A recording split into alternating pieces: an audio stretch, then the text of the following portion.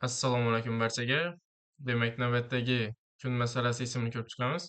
3 ta DNK molekulasi bor va ular 3, 2, 4 nisbatdagi uzunlikka ega.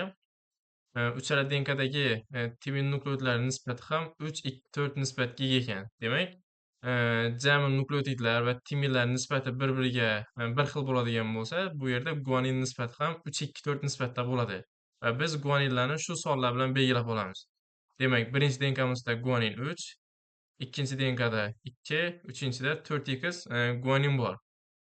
Savolni oxirida 3-chi DNK tarkibidagi adenin nukleotidlari soni, adeninlar shu DNKdagi sitozindan 2 taga ko'p ekan, 2 martaga. Demak, sitozinlar 4x bo'ladigan bo'lsa, adeninlar 2 barobar ko'p, ya'ni 8x bo'ladi. Demak, timinlar ham o'shancha miqdor. Biz 3-chi DNKdagi nukleotidlarni hisoblaydigan bo'lsak, bu yerda 24x nukleotid hosil bo'lgan. Demak, DNK nukleotidlari nisbati bo'yicha ikkinchi va birinchi DNKdagi nukleotidlarni hisoblasak bo'ladi. Demak, 24 dan bu yoqqa o'tadigan bo'lsak, bu yerda 12x nukleotid. Birinchi DNKmizda 12 ni 3 ga ko'paytirib 2 ga bo'ladigan bo'lsak, bu yerda 18x nukleotid. Demak, bular jami nukleotidlarning yig'indisi. Bizda formula bor, ya'ni jami nukleotidlarga guaninlar sonini qo'shadigan bo'lsak, vodorod bog'lar sonini beradi. Bizda jami nukleotidlar birinchi DNKmiz 18, ikkinchi DNKmiz 12 va uchinchi DNKmiz 24x.